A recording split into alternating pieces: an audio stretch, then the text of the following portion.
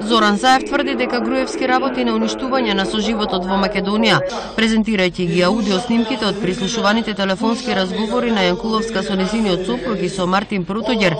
Лидерот на СДСМ посочи дека тие секојдневно заткулисно ја подкопуваат и загрозуваат иднината на државата. Шиптариштава многу ме нервираат.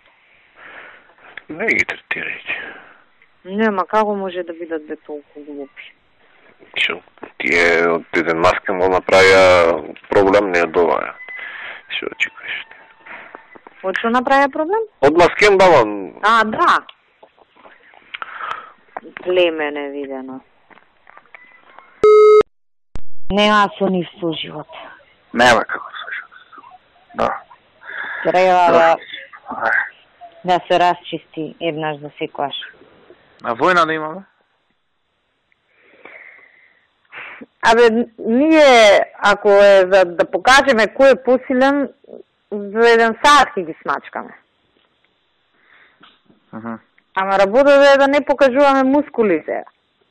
Протоѓер според Заев сакал да се пресмета со новинарот Зоран Божиновски кога ќе бил донесен од Србија во затвор во Скопје, а во еден момент сакал да го убие и Драган Павлович Латас. Ова Латас ќе го убијаме, не ја ти кажам, да знаете ако е мртов, ја дека сум. Треба на 10 луѓе да се убијат бе од држава, за да биде како што треба. После ќе каже не работел за служба српска. Како не работи? Му реков еднаш. Му реков немаше никого да разубедиме дека не работи за српска служба, пошто српска агенда тераш. Овдека. И тоа е. Поради личните интереси на поединци загрозена е безбедноста и стабилноста на државата, рече Заев, посочувајќи разговори за скандалите кои ги вршал шефот на обезбедувањето на Груевски, Дијан Митровски Урко. Друг вработен во полицијата пак шверцувал цистерни нафта за училишта.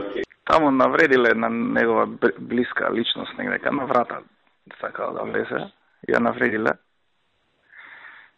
И ова идење со екипа 20 души, вадење цел персонал, вадење вратарите, дробење од ќутек, врзување со лисици за дрвото пред клубот. Леле, како бе така? Да.